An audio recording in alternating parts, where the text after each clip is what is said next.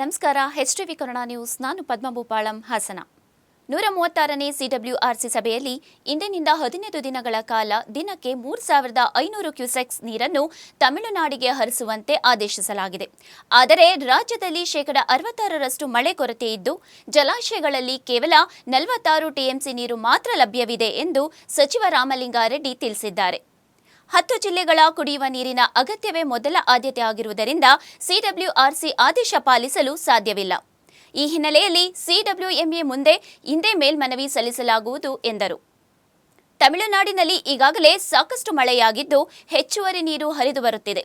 ರಾಜ್ಯದಲ್ಲಿ ಮಳೆ ಸಾಮಾನ್ಯವಾಗಿದ್ದರೆ ಮಾತ್ರ ಕೇಳಿದಷ್ಟು ನೀರು ಬಿಡುವ ಪ್ರಶ್ನೆ ಬರುತ್ತದೆ ಎಂದು ತಿಳಿಸಿದ್ದಾರೆ.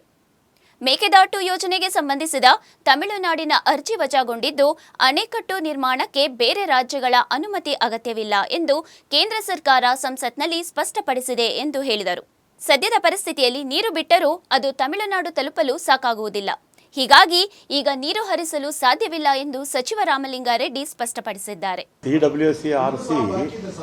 CWRC ಆದೇಶ ಕೊಟ್ಟರೆ ಅಪೀಲು ನಾವು CWMAಗೆ ಹೋಗಬೇಕು, ಮಾನಿಟರಿಂಗ್ ಅಥಾರಿಟಿಗೆ ಹೋಗಬೇಕು.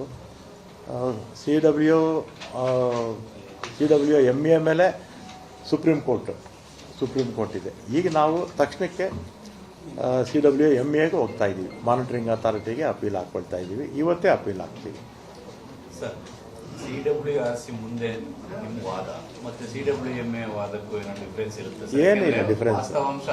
ಈಗ CWRCಗೂ CWMAಗೆ ಏನಾಗುತ್ತೆ, ಮಧ್ಯದಲ್ಲಿ ಮಳೆ ಬಂದರೆ ಸ್ವಲ್ಪ ನೀರು ಜಾಸ್ತಿ ಆಗಿರುತ್ತೆ ಅಷ್ಟೇ, ಇನ್ನೇನು ಇಲ್ಲ. ಮಧ್ಯದಲ್ಲಿ ಮಳೆ ಬಂದರೆ ಸ್ವಲ್ಪ ನೀರು ಪ್ರಮಾಣ ಜಾಸ್ತಿ ಇರುತ್ತೆ. ಅವ್ರ ಹತ್ರ ಮೆಟ್ಟೂರಲ್ಲಿ ಸುಮಾರು 40 TMC ನೀರಿದೆ. ಈಗ ನಮ್ಮ ಬಿಳಿಗುಂಡ್ಲು ಇದೆಯಲ್ಲ, ಬಿಳಿಗುಂಡ್ಲು ಅಥವಾ ಮೇಕೆದಾಟು ಅಂತ ಇಟ್ಕೊಳ್ಳೋಣ, ಅಲ್ಲಿಂದ ಅಲ್ಲಿಗೆ ಪೂರ್ತಿ ಕಾಡೆ ಬರೋದು. ಅಲ್ಲೇನು ವ್ಯವಸಾಯ ಏನು ಮಾಡ್ತಿಲ್ಲ ಮಧ್ಯದಲ್ಲಿ. ಅವ್ರ ಹತ್ರ ನೀರಿದೆ. ಅವ್ರೇನಂದರೆ ನಿಮಗೆ ಇಷ್ಟು ಮಳೆ ಆಗಿದೆಯಲ್ಲ, ಸುಮಾರು 36 TMC ಅಷ್ಟು ನೀರು ಈ ಮಳೆಗಾಲದಲ್ಲಿ ಬಂದಿದೆ, ನಮಗೆ ಬಿಡಿ ಅಂತ ಅವ್ರು ಕ್ಲೈಮ್ ಮಾಡ್ತಾರೆ. ಅದೆಲ್ಲ ಸುಳ್ಳು ಮಾಹಿತಿ. ಆಮೇಲೆ ಇನ್ನೊಂದು, ಈಗ CWRC ಇರ್ಬೋದು, CWMA ಇರ್ಬೋದು, ಅಥವಾ ಬಿಳಿಗುಂಡ್ಲು ಇರ್ಬೋದು, ಇದೆಲ್ಲ ಕೂಡ ಕೇಂದ್ರ ಸರ್ಕಾರ ಮಾನಿಟರ್ ಮಾಡ್ತಾರೆ.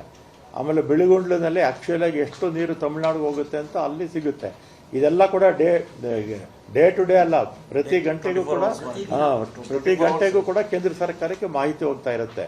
ಸುಮ್ಮನೆ ರಾಜಕೀಯ ಕಾರಣಗಳಿಗೆ ವಿರೋಧ ಪಕ್ಷದಲ್ಲಿದ್ದಾರೆ, ಅವರು ಆ ರೀತಿ ಮಾಡ್ತಾರೆ. ನಾವು ಇದುವರೆಗೂ ಕೂಡ ಕೊಟ್ಟಿರ್ತಕ್ಕಂಥದ್ದು ಜೂನಲ್ಲಿ 9.8 TMC ಬಿಡಬೇಕಾಗಿತ್ತು. ಆಮೇಲೆ ಜುಲೈಯಲ್ಲಿ 31 TMC ಬಿಡಬೇಕು.